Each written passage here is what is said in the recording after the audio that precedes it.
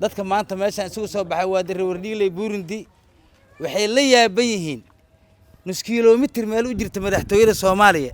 oo saan u burbursan oo aan meed laga bixin karin meedka garabka lagu qaadaa iskoolka ilmihii aadayay halkaas ku jabeen macallimiintii qaarkood wax batay kan ma kori karaan biya qaaday nus kiiloomitir u jirta madaxtooyada waa saddex meel oo muhiim ah waa iskool hanti wadaag oo qaybtii waxbarashada ah degmadii dhameed oo laga maamulay meeshii maamulka degmada Horigle laga maamulay dhanka ku taala masaajidkii ugu weynay Soomaaliya masaajidkii labaad isbaasiga waxa wax ka weyn ma leh waa ku yaala Masjidul Rahma halkaas saddexdaas wadada saddexdaas qayb muhiim ka haysata nus kiiloomitir u jirta madaxtooyada waa burbursanta madaxweynaha shalana wuxuu ku booday hal la aado hal loo tabaruco daad ka dhacay qardho asna 2 kiiloomitir tan u jirta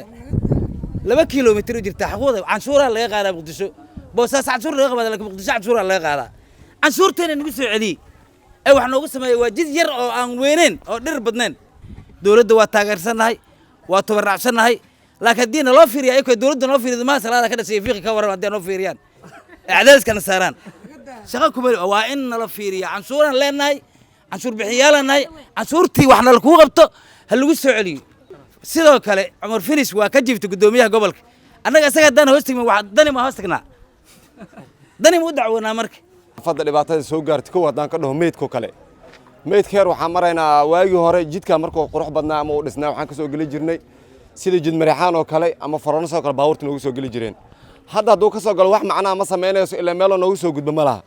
hadda waxaan diyaar 20 dhalinyaro xoogsata aan diyaarinay waxaan maqli jiray qolada ka shaqeeyay dabdamiska macnaha shaqaalaha mar walba heegan waaye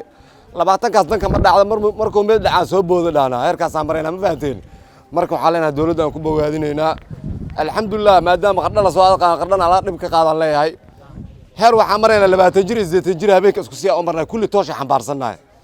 marka waxa leenahay naga soo gaaraan leenahay intaas aan ku soo koobaa naga soo gaara Umar Finis waxaan ku diray adiga dardaarana ku diraa saaxiibkeeyo waxaan ku leeyahay saaxiibo gudoomiyaha gobolka adiga canshuurta waxay ku soo dhacdaa meeshay ku soo dhacdaa waan bixinaa biri nooga dhigan naga ma yeeleysiin laba biri ka dhigno kadib aan bixinay naga ma yeeleysiin ma idinka yeeleyno jidku waa inaan noo dhisaan wadada laamiga Wardhigle oo waagi hore dhijir Wardhigle gabadhina waqtigii Sheekh Shariif oo noo bixiyay warta nabadda waa iska bedeleynaa warta nabadda hadda waxaan u eegnahay oo magaca hadda aan qaadano waxay tahay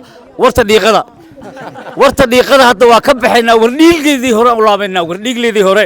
oo aan waagi hore ahaan jirnay u laabaynaa haddii aan canshuurteena kugu dhisan wadada oo aan wadooyinkan loo furin xabsiyaan ku jirnaa meedka garbahan ku qaadanaa wadooyinka dhan waa naga xiran yihiin marka meesha lagu oodaanahay ma nihin shacab dawlad mataqaana dawlad leh ma nihin haddii aan u ekaan weyno shacab dawlad leh oo aan jidadkana laga furi waayo warta dhiiqadana laga qaadi waayo oo naloo dhisi waayo canshuurteena kugu dhisi waayo Wardhigleedii hore u laabaynaa anigu waxaan ahay gabar Soomaaliyeed ku dhalatay Wardhigle war nabadeed ma aqaan saacadaas laga bilaabo waxaan rabnaa in naloo dhiso jidka siday fartuun sheegtay ayaa xaq ah laakiin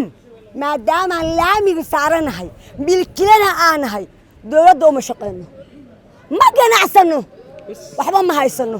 dawladdan karnaan noo dhisto haddaan ka weyno